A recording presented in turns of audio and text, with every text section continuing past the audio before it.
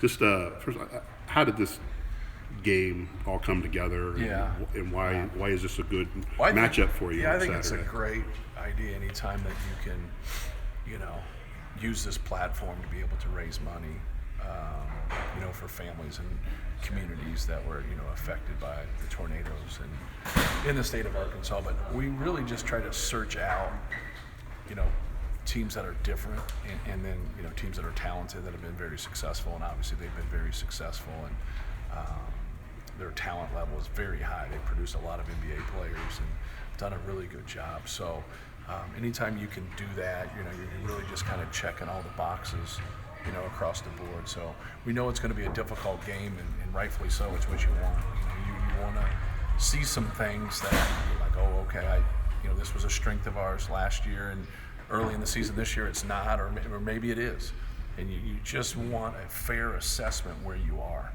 And I think sometimes with some of the opponents that you have in exhibition and scrimmages and stuff, you don't get to that. But when you play Cincinnati or Providence or West Virginia or Dayton or Arkansas, like the teams that we've played, we walk out of there, whether we win or lose, feeling like we're a better team and we have a better assessment of where we are. Will this be a real game? This will be a real game. Like won't stop and do some instruction, or will you? No, this Okay. is a real game. Like, this is on television. This is a real game. Yeah. And do you go? I mean, hopefully it's not a silly question, but do you go play to win?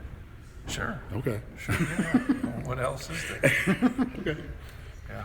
Is the prep work the same as any normal game, or is there No, other the things prep you're trying works to are get the out of? same because they don't have, they don't have film like we don't have film.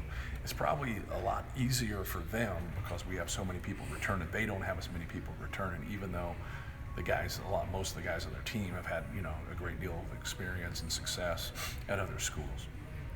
Would you like to do these public scrimmages more often as opposed to the secret ones? And will there be an opportunity for maybe Purdue to host one down the line? Yeah, hopefully we can host one. I think that would be great, because I think we could sell out. Like, I think it sounds like they're going to, sell out also. So they have a great fan base. We have a great fan base. Anytime you can do that, and for whatever cause you're playing for, because there's a lot of causes out there. I'd like to be able to do something like that and do that for some things in this community, because I think that's what's cool about things. There's so many great national and world different things for us to do, but there's also like your own community. So like there's whether that's homeless or whatever that might be. So you think about 15,000 people here, and everybody pays $50 to get in. You're raising a lot of money there.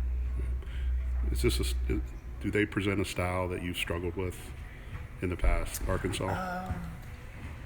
I wouldn't say that we've struggled with. I think any time you deal with a high level of athleticism, that's where the thing that knocks you out more than anything. I used to probably be switching, and I wouldn't say that's been an Achilles heel for us, even though it still bothers us at times. We've done much better with that. Just that ultimate pressure from high-level athletes. I think that gives you the most trouble. Like, if you can run your stuff and you can be clean, we've had a lot of success. When people take us out of that and they really pressure us, now we've been able to really develop and get better in those areas, but it still kind of rears its ugly head. It never ultimately goes away. You talked about how this is a pretty similar roster to last year. How do you feel like this team compares at this time to how you felt going into the season last year? Yeah, obviously we played in Indianapolis versus Cincinnati, and we had some success there, but we also had some struggles. We didn't shoot the ball great, but they gave us a different look, and I mean that's what you want.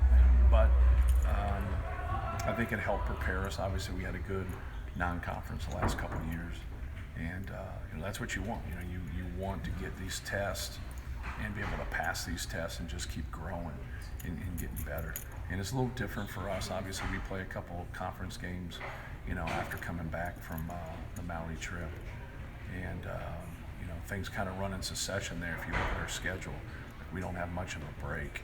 And then, for us, like the teams that are considered low to mid-major, we actually have had more problems than the elite teams, which makes absolutely no sense.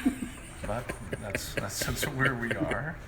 So just a good thing to keep you up at night, right? Right. So, but it's why you play the games. It's why you prepare, and hopefully we can be better this year in those games. Is there a lineup you're looking for tomorrow, or at least maybe a group of individuals that you want to see some extensive time out of? Not really. I mean, obviously we're going to start a team. We make you do that. But no, like the guys that will start, I think have put themselves in a good position. It doesn't mean it's concrete, and that's where they stay. Or it could mean that's where they stay. Depends on how they play and how they play together. But we'll see how things go.